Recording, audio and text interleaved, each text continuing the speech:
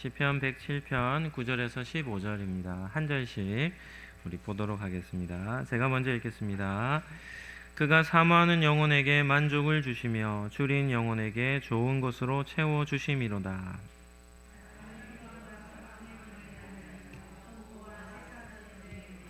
하나님의 말씀을 거역하며 지존자의 뜻을 멸시함이라.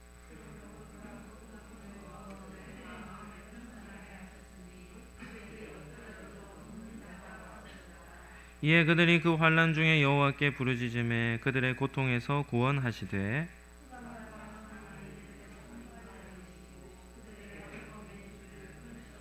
같이 읽겠습니다. 여호와의 인자하심과 인생에게 행하신 기적으로 말미암아 그를 찬송할지로다. 아멘. 오늘은 시편 107편 말씀을 가지고 진정한 감사라는 제목으로 말씀을 잠시 나누겠습니다. 우리가 사는 시대는 농사를 짓는 시대는 아닙니다. 그럼에도 추수감사절은 이제 한 해의 추수 때죠. 추수 때를 기억해서 한 해를 돌아보는 그런 시간입니다. 성경의 구약 시대와 우리가 사는 시대는 좀 차이가 있습니다. 그래서 맥주 감사절이나 이런 감사절을 너무 성경에 매여 있는 사람들은 그건 성경적인 절기가 아니지 않느냐 이렇게 비난하는 사람들도 있지만 그렇지 않습니다. 추수절기 성경에도 보면 이 칠칠절, 장막절 다 봄의 추수, 가을 추수 때 했던 그런 절기, 추수절기가 감사절이었습니다. 그렇기 때문에 우리가 이렇게 지키는 감사절도 특별한 의미를 가집니다. 하나님은 1년에 최소 2번은 감사의 절기를 지키라 말씀하셨기 때문입니다. 하나님께 드릴 감사는 크게 둘로 나눌 수 있습니다. 첫 번째는 일상의 감사입니다. 매일의 삶 속에서 주시는 감사죠. 일상 속에서 감사는 어떻게 할 수 있겠습니까? 한번 따라 하시죠. 일상의 감사는 작은 것에 감사하는 겁니다. 일상의 감사는 작은 것에 감사하는 겁니다. 우리의 삶 속에서 큰 감사, 특별한 감사가 아니어도 일상 속에서 주어지는 잔잔한 감사를 우리가 잘 기억을 한다면 우리는 얼마든지 매일의 삶 속에서 감사를 할 수 있습니다. 또 한 가지 하나님께 드릴 감사는 특별한 감사입니다. 인생사에서 중요한 일을 이렇게 잘 치렀든지 또 어려운 일들 가운데 고난의 때를 잘 극복했든지 아니면 또 오늘같이 한 해 중에 특별한 감사절기를 우리가 이렇게 세워서 지킨다든지 이렇게 할 때 하나님 앞에 감사를 드리는 것입니다. 오늘 추수감사절을 맞아서 하나님 앞에 우리는 감사의 절기를 지킵니다. 이러한 절기 때는 하나님 앞에서 우리가 평소와는 다른 특별한 감사로 하나님 앞에 올려드려야 할 줄로 믿습니다. 오늘은 추수감사절을 어떻게 뜻있게 보낼 수 있을까라는 주제로 말씀을 잠시 나누도록 하겠습니다. 첫 번째는 진정한 감사를 위한 2가지 조건입니다. 첫 번째는 한번 따라 하시죠. 멈추어야 합니다. 네. 하나님께 감사를 드리기 위한 첫 번째는 우리가 인생길을 걸어가는 중에 그 자리에 멈춰서는 그런 때가 있어야 합니다. 이런 유명한 말이 있죠. 삶은 속도가 아니라 무엇이라고 합니까? 방향이라고 합니다. 사람은 누구나 자신의 삶을 열정적으로 살아갑니다. 그리고 목표의식이 뚜렷한 사람이라면 삶의 열정이 더 큽니다. 뚜렷한 목표의식을 갖고 있으면 그 일을 왜 해야 하는지에 대한 분명한 이유를 가지고 있기 때문에 삶의 열정을 불어넣는 것이죠. 여러분들 주위에 보면 열정적으로 사는 사람들은 한 가지 특징이 있는데 그것이 무엇인가 하면 엄청난 속도를 내고 있는 겁니다. 따라서 열정적이라는 말은 다른 사람들보다 훨씬 더 그 인생을 살아가는 속도가 빠름을 뜻하는 것이죠. 그러나 한 가지 주의를 기울여야 할 것이 있습니다. 인생에서 속도를 높이기 시작하면 그때부터 어떤 일이 나냐면 시야가 좁아지는 겁니다. 대부분 운전을 다 해보셨겠지만 우리 시내에서 우리 한국은 시내도로 키로수가 몇 킬로로 제한되어 있습니까? 60에서 50으로 제한되어 있습니다. 이렇게 50km, 60km는 좀 저속 운전이죠. 그래서 차를 운전할 때도 속도를 좀 늦추어서 운전을 하면 뭐가 보입니까? 주변이 보입니다. 자연도 보이고 도시의 풍경도 보이고 또 운전자의 마음도 여유롭기 때문에 운전을 한데 해도 그렇게 큰 스트레스를 받지 않습니다. 그런데 속도가 100km 이상, 그 이상으로 밟기 시작하면 어떻게 됩니까? 긴장도 하게 되지만 주변을 둘러보기보다는 앞만 보고 달려가기 시작합니다. 그래서 속도를 높인 상태에서 잘못된 길로 들어서면 자기가 가고자 하는 목적지보다 전혀 엉뚱한 길로 나아가게 되는 것이죠. 그래서 그때부터는 속도를 내면 낼수록 득이 되겠습니까? 실이 되겠습니까? 실이 되는 것입니다. 이것이 열정적인 사람들이 범하는 대표적인 실수입니다. 열심히 달려가는데 주변이 보이지 않고 앞만 보다 보니까 그 길이 잘못된 길로 들어서기만 하면 그 방향이 틀렸기에 엉뚱한 곳으로 나아가는 것이죠. 그래서 이런 이유로 사람들이 뭐라고 얘기합니까? 속도도 중요하지만 뭐도 중요하다는 겁니까? 방향도 중요하다는 겁니다.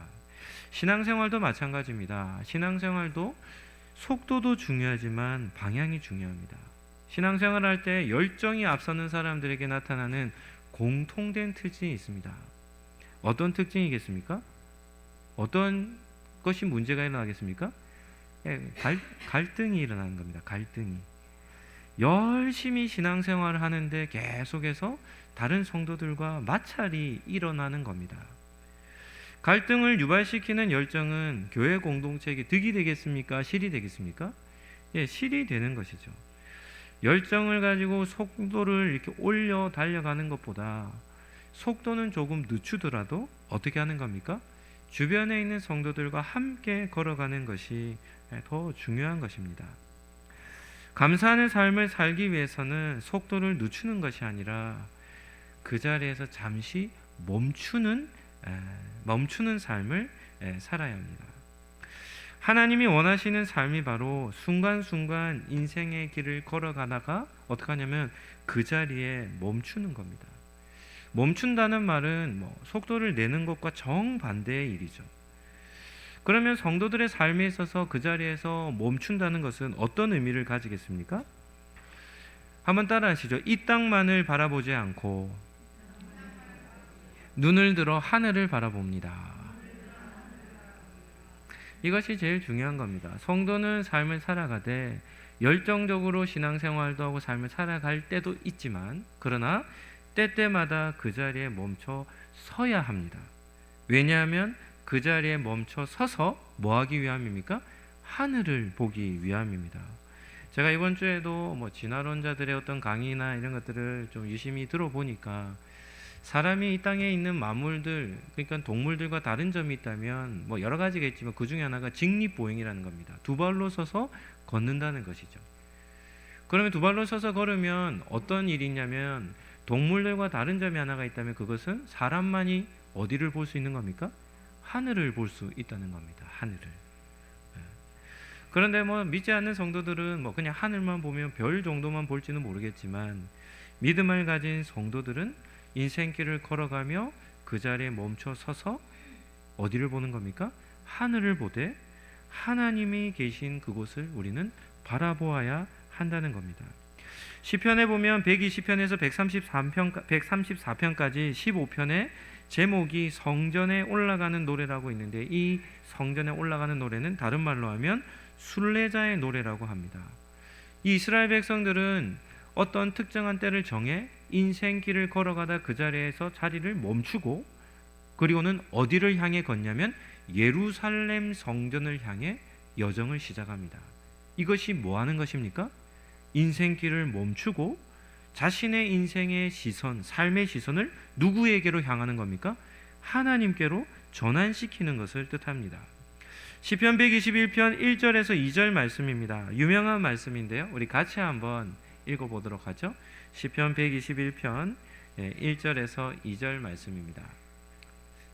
제가 한번 읽어드리겠습니다. 내가 산을 향하여 눈을 들리라. 나의 도움이 어디서 올까? 나의 도움은 천지를 지으신 여호와에게서로다.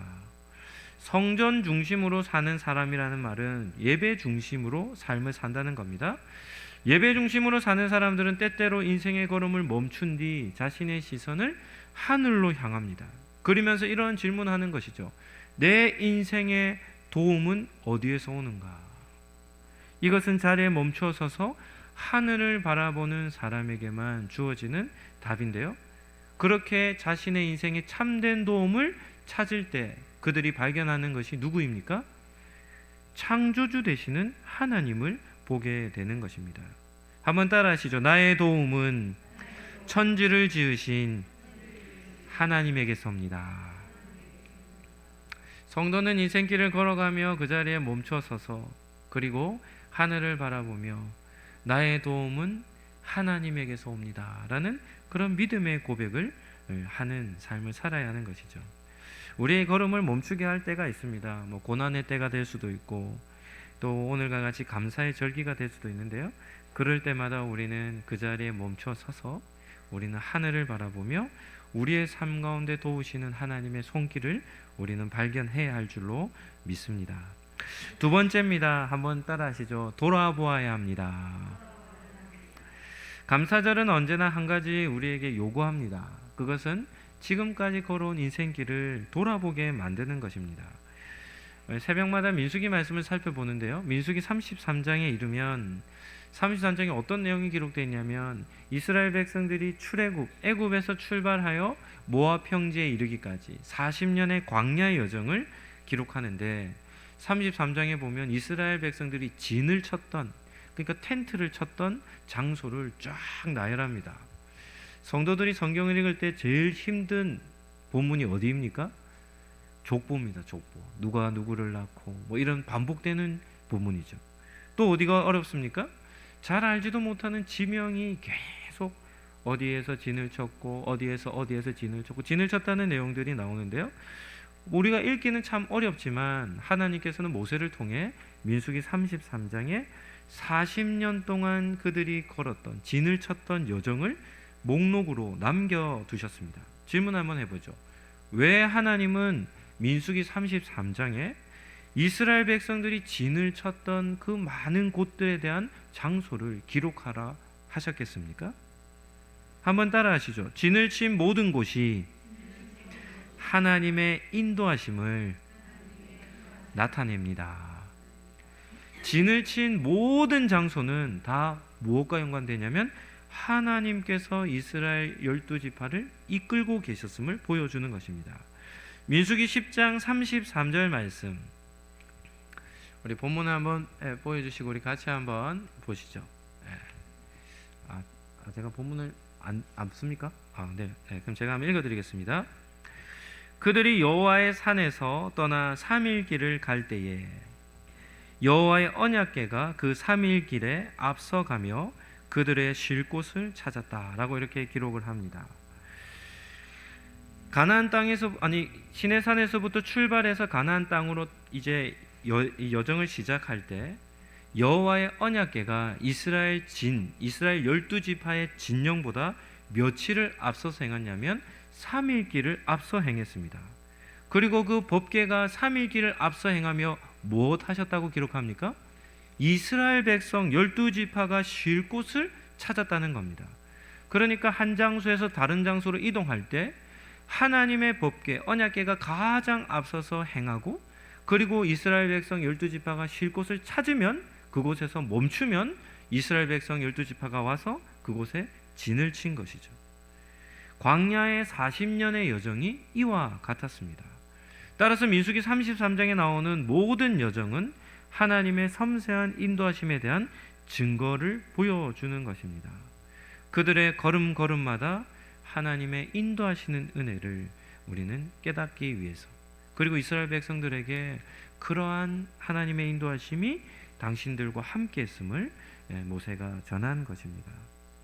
성도라면 반드시 자신이 걸어온 인생길을 돌아보는 시간을 가져야 합니다. 그런데 여기서 인생길을 돌아본다고 할 때도 중요한 원리가 있습니다.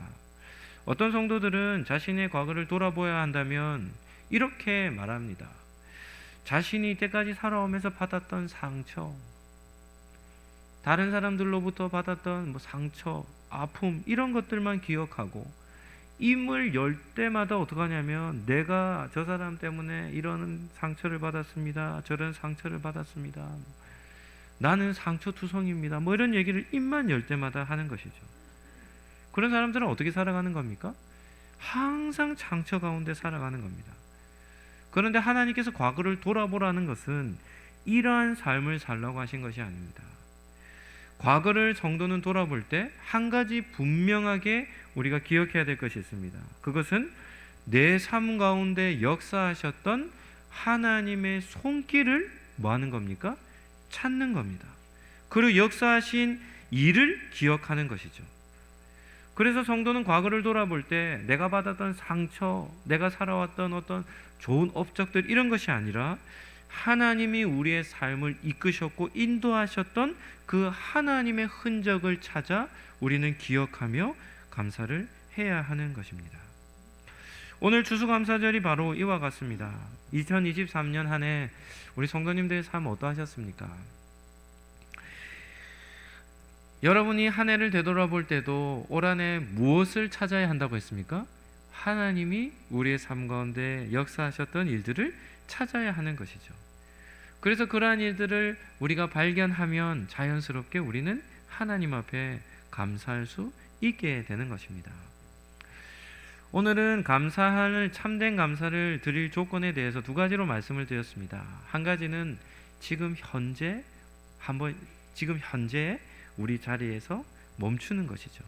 그리고 그 자리에서 멈추어 서서는 하늘을 바라보는 그런 시간을 가져야 합니다. 그러할 때 우리의 삶 속에 하나님의 도우심이 있구나라는 것을 깨닫게 되고, 또 한 가지는 자신의 과거의 삶을 되돌아보며 인생의 여정 속에 하나님께서 우리와 함께 하심을 우리는 발견하고, 그렇게 발견할 때에 우리는 하나님 앞에 감사를 드릴 수 있는 것입니다. 오늘 본문 우리 시편 107편 13절에서 15절 말씀을 보시죠. 이에 그들이 그 환난 중에 여호와께 부르짖음에 그들의 고통 속에서 구원하시되 흑암과 사망의 그늘에서 인도하여 내시고 그들의 얽어맨 줄을 끊으셨도다. 여호와의 인자하심과 인생에게 행하신 기적으로 말미암아 그를 찬송할지로다. 시편 107편 시인은 어떤 은혜를 경험했습니까? 환난 중에서 구원을 얻는 은혜, 흑암과 사망의 그늘에서 건짐을 받은 은혜입니다. 이거 다 뭐 하는 것입니까? 하나님이 역사하신 자신의 삶을 인도하셨던 흔적을 찾는 것이죠. 이처럼 하나님은 당신의 백성과 함께해 주시며 인생길에 동행해 주시기에 하나님께 속한 백성이라면 자신의 인생을 돌아보며 하나님의 손길을 발견할 수 있는 것입니다. 그래야 해서 이러한 경험을 통해 이러한 것을 기억함으로 인해 참된 감사를 하게 되는 것입니다. 두 번째는 감사의 삶을 살 때 주시는 열매입니다. 그러면 하나님 앞에 감사하는 사람에게는 어떤 은혜를 주시겠습니까? 모압 평지에서 하나님께서 이스라엘 백성들에게 지금까지 걸어왔던 40년의 여정을 돌아보게 하신 데는 한 가지 이유가 있습니다. 그것이 무엇인가 하면 한번 따라 하시죠. 과거를 돌아보는 것은 미래를 내다보기 위함입니다. 과거를 돌아보며 하나님께서 이때 이런 은혜를 주셨습니다. 제가 이러한 어려울 때는 하나님 이런 은혜를 주셨습니다. 이렇게 과거를 돌아보며 하나님께서 우리의 삶에서 역사하셨던, 인도하셨던 그 흔적들을 발견하면 하나님 앞에 감사할 수 있겠죠? 그런데 그 과거를 돌아보며 감사는 단순히 과거를 보기 위함이 아니라 무엇을 보기 위함이라고요? 앞날을 내다보기 위함입니다. 이스라엘 백성들은 미디안 땅, 이 모압 평지에 진을 친 그 장소에서 이제 그들 앞에는 무엇이 기다리고 있었냐면 가나안 땅 정복이라는 중요한 미래가 기다리고 있었습니다. 그런데 가나안 땅 정복 전쟁은 쉬운 전쟁이 아니었습니다. 그럼에도 불구하고 하나님께서 40년 동안 그들의 여정을 인도하셨음을 확인한다면 지금부터 시작될 가나안 땅 정복 전쟁도 어떻게 하며 나아갈 수 있겠습니까? 믿음을 가지고 승리할 것을 확신하며 나아갈 수 있지 않겠습니까? 우리도 마찬가지입니다. 우리 자신의 걸어온 걸음에서 하나님의 은혜를 발견한 성도라고 한다면 과거의 시선이 머물러 있지 않고 우리의 앞날로 우리의 시선은 옮겨질 것입니다. 그리고 지금까지도 하나님께서 인도하시며 우리의 삶을 이끄셨다는 사실을 믿고 감사한다면 어디에도요? 이제부터 시작될 우리의 앞날도 밝은 미래를 우리는 확신할 수 있는 것입니다. 자신의 미래를 가장 잘 준비하는 사람은 어떻게 준비하는 사람이겠습니까? 과거를 점검하는 겁니다. 그리고 현재의 영적 주소지를 점검하는 겁니다. 그리고 하늘을 향하여 하나님을 바라보며 하나님께서 주신 은혜를 확신하며 감사함으로 인해 자신의 미래를, 앞날을 걸어가는 것입니다. 한번 따라하도록 하겠습니다. 하나님은 진실하게 감사하는 성도에게 미래를 주십니다. 아멘입니까? 과거를 돌아보고 현재를 점검하는, 그리고 그렇게 현재를 점검하여 감사할 때 하나님은 우리의 앞날도 함께해 주시는 것입니다. 말씀을 정리하도록 하겠습니다. 시편 107편에서 반복되는 구절이 있습니다. 15절 말씀인데요. 15절 말씀 우리 같이 한번 읽어보시죠. 15절입니다. 여호와의 인자하심과 인생에게 행하신 기적으로 말미암아 그를 찬송할지로다. 아멘.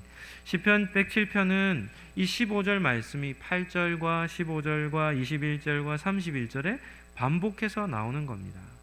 하나님의 인자하심, 우리의 삶 속에 행하신 기적을 경험하는 성도, 그리고 이런 경험을 한 성도들은 어떤 삶을 사는가를 보여주는 것이죠. 인생길 걸음걸음마다 감사하게 되는 것입니다. 이 107편에는 다양한 상황이 주어집니다. 5절에 보시면 줄이고 목이 말라 피곤함을 겪을 때, 10절에는 죄로 인해서 흑암과 사망의 그늘에 앉아 있을 때, 25절에는 큰 광풍으로 인하여서 고통 중에 있을 때, 그러한 어려움과 힘겨운 삶 속에서 하나님의 인자하심과 구원해 주시는 그런 은혜를 경험한 것입니다. 오늘 예배를 드린 우리 성도님들도 어려움과 고통 속에 있을 때 하나님의 신실하신 은혜가 여러분의 삶 가운데 주어지는 줄로 믿습니다. 그러한 은혜를 경험할 때마다 감사하시기를 축복합니다. 그리고 이 감사는 일상에서 이런 감사, 걸음걸음마다 하는 감사는 평생 감사로 나아가게 됩니다. 결국은 우리가 감사하는 삶을 사는 것이죠. 신앙생활을 잘하는 원리는 어렵지 않습니다. 아주 간단합니다. 그냥 우리의 삶 속에서 감사의 그 줄, 감사의 줄만 놓치지 않으면 우리는 하나님 앞에서 얼마든지 기쁘고 감사하게 살아갈 수 있고, 우리의 영적 상태는 늘 하나님과 소통하며 살아갈 수 있는 것이죠. 다윗은 평생 하나님을 목자로 삼았던 사람이었습니다.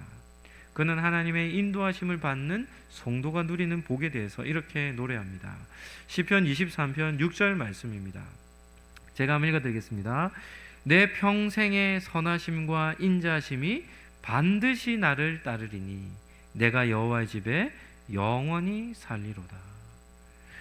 하나님을 목자로 삼고 감사하며 살아갈 때 하나님의 선하심과 인자심이 어떻게 따른다는 겁니까? 평생 우리를 따라다닌다는 것입니다. 이것이 바로 감사하는 성도에게 주시는 은혜이죠. 추수감사절을 맞이하여 하나님 앞에서 우리는 어떤 감사를 드려야 하겠습니까? 감사의 참된 감사는 구체적인 것이어야 합니다.